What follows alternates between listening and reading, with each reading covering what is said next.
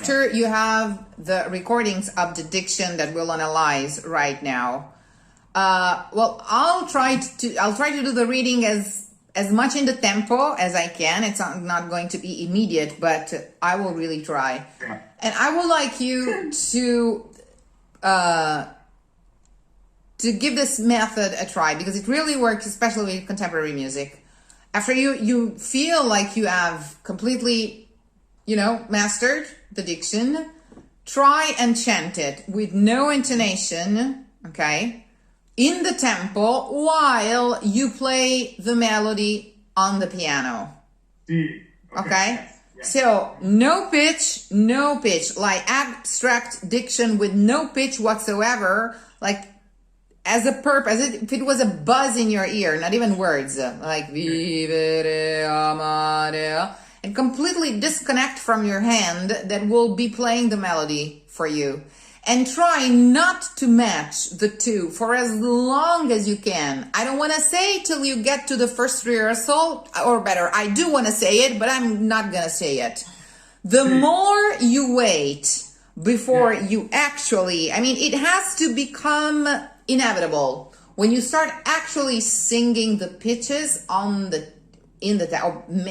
you start merging the text with the pitch, it has to feel inevitable, but you have to have mastered in between the text perfectly by itself and the melody perfectly by itself. So a little bit of chanting, exquisite chanting of the text in the tempo, with the way, the notes you showed me last time that matched the example I gave in Contemporary, perfect. Then separately, without even chanting the text, melody on the piano, a lot of times, still your hand perfectly, it's important that your hand knows it. Whatever your hand knows, your brain will start mastering it a lot faster. So when you feel that your hand knows what to do on the keyboard, then you start matching the two things, declaiming in the tempo while the hand is playing.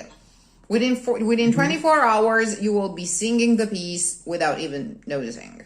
And it will be with the most freedom, then I think that's really the secret is to train your hemispheres one at a time.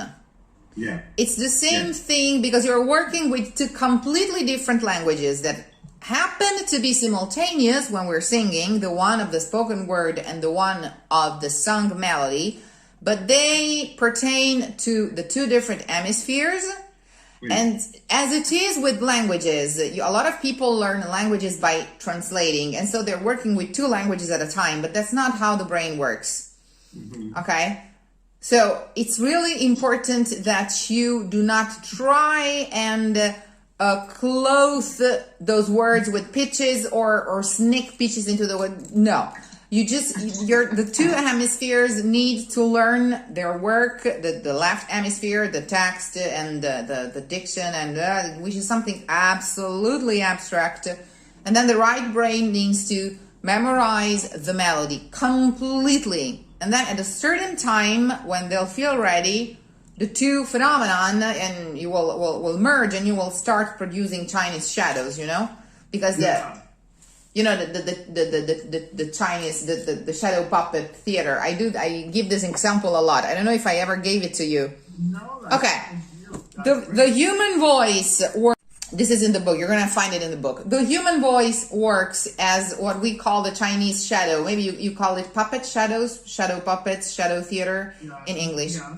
So the voice is the light bulb that you turn on, okay, in order to play the game. And it's a frequency, a buzz that keeps going. It's the energy, it's the vibration of the larynx, whatever, okay?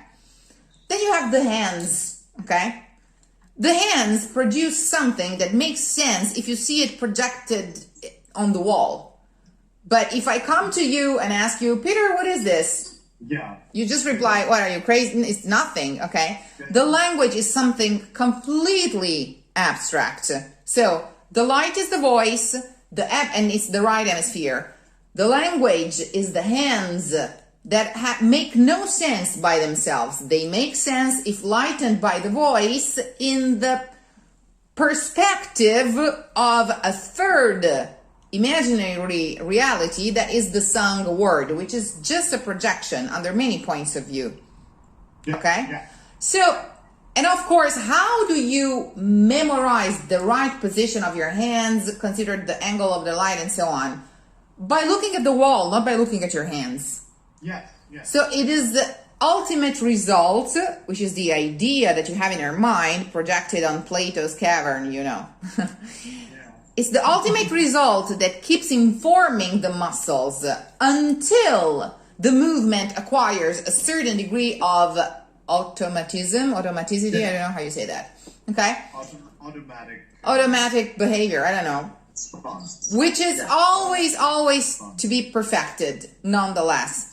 So it's really important that from a final result, you start learning and you train the two hemispheres separately. And it's important that just as you would do while playing the shadow puppets, that your hands do not touch the light bulb directly because you're going to get burned.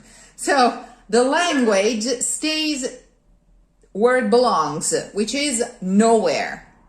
Yeah. It's an abstract code that may have a sound or not, but it has to keep being in your mind as abstract as possible, as if it was, I don't know, Tolkien made up languages, you know, as if it was something like really a code that has a value in its complete abstractness. And always try to keep the two mechanisms as separate as possible. And this is valid for whatever repertoire, but especially here, if you start trying, you will truly memorize all of the effort and never make sure. Yes. So the trick is not to try, you have to succeed. So you have to make the first attempts when you know what you're doing. Yeah, I think that actually what's nice about the planning for this, we're right in line with like the best way to do that. So yeah, correct. The timing is good, and I don't have another piece to work on now. Exactly. So and that's often a hard thing to do, to incorporate. So that's kind of a luxury, and I totally hear you, and I'm absolutely going to 100% do what you say in that way, because I think. And actually, I was thinking about this myself too, and I came to a conclusion that's not so different than what you just. So we're clearly on the same vibration right now. Absolutely. With you for the ride. So let's begin the diction.